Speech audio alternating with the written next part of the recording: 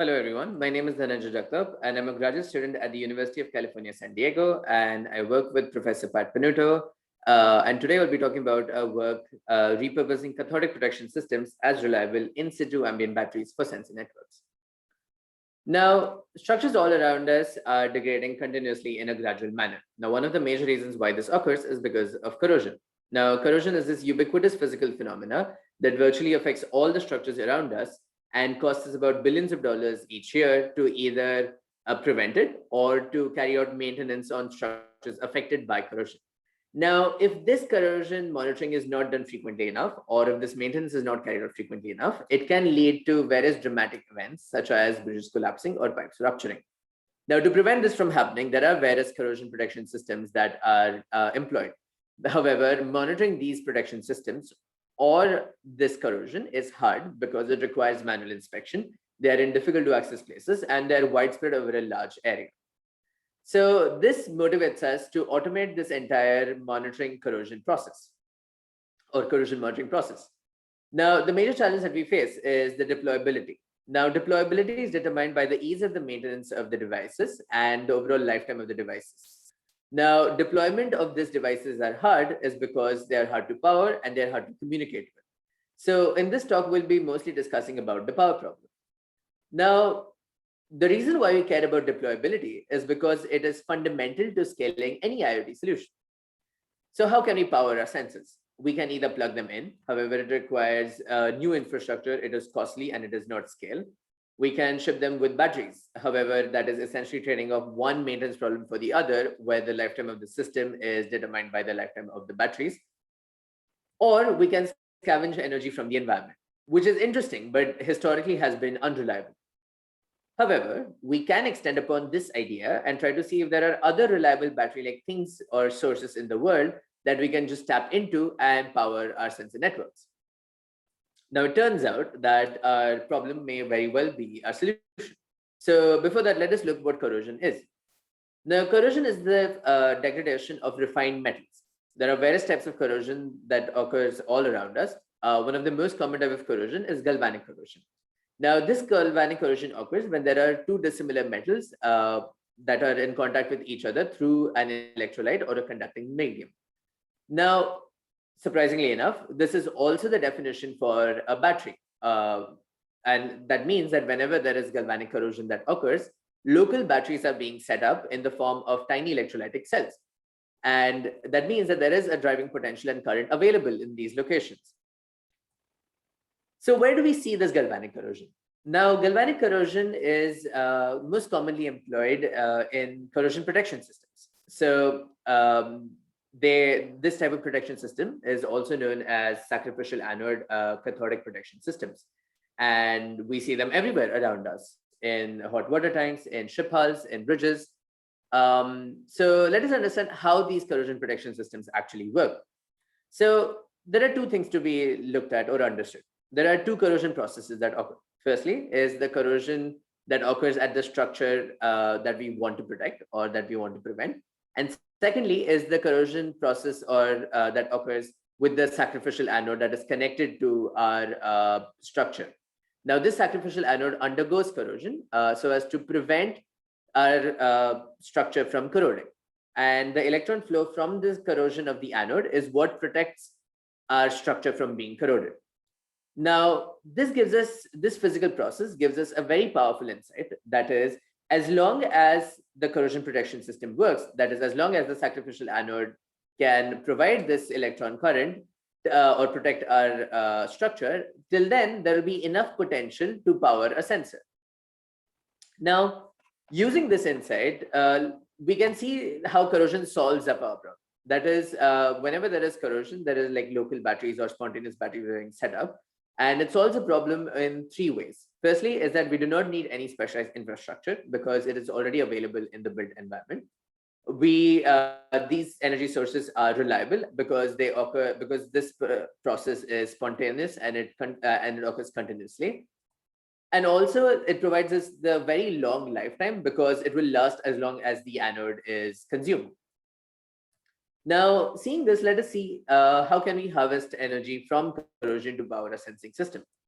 So for that, we first need to understand how do corrosion batteries actually work, or and for that we need to characterize our system or our battery first. And we do so by using the simple setup of a stainless steel bucket with a magnesium rod in it filled with water, or what we like to say, a deconstructed hot water tank, and check it across various physical parameters.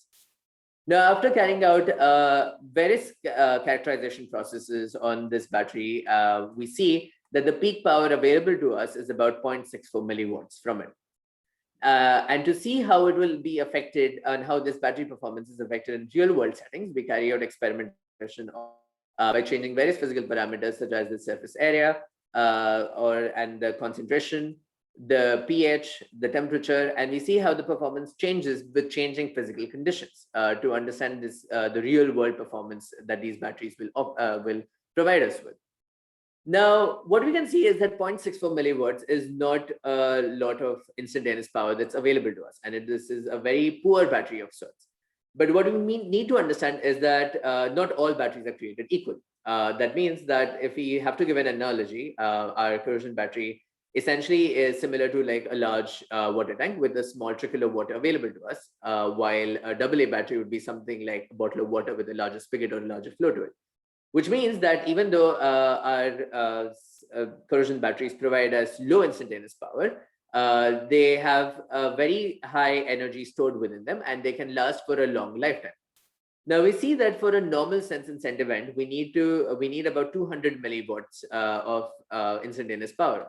But we can see that our corrosion battery can no way power this up. So we need to see how we can tackle this problem. And for that, we need to understand what our system must actually do. Now, the overall goal of our system is that it must carry out infrastructural monitoring of the corrosion protection system and tell us about the health of the corrosion protection system, which must be which must occur at least once or twice a day. And this sort of frequency in measuring or reporting the data is fine with us, because corrosion is a very slow process that occurs over a gradual period of time. But we must, this entire process must be reliable enough to tell us that even if nothing exciting has happened, that nothing exciting has happened. So to do so, there are two things we need to do. Firstly is keep time, that is wake up once a day every day. And the second is to report this health data back to the user. Now, how do we wake up once every day? Now we use RTCs to do so. Now we can see from over here is that the instantaneous power consumed by RTCs is way lower than the instantaneous power available to us from the corrosion cell. So we see that our RTCs can be powered from the corrosion cells, and therefore our major challenge would be the sense and send events that we'll need to carry out. So to do so, we use this buffer-based energy harvesting architecture so as to support our microcontroller, which will carry out the sensing event that will sense the health of the corrosion protection system, and to support the communication on our LoRa radio, which will transmit the packets back to the user. Now, in the sense and send event, we are essentially doing two things. Firstly, we are measuring the voltage of across the structure to be protected and the sacrificial anode, because the potential difference between these two is indicative of the overall protection capability of the corrosion protection system. And the second is we are sending the data using commercial LoRaWAN networks. Now, we need to know if this system actually really works. And simply speaking, yes, it does work. And we build this entire system using commercial off-the-shelf components. And if we can look at the picture over here, is that we have just translated our architecture into actual physical components.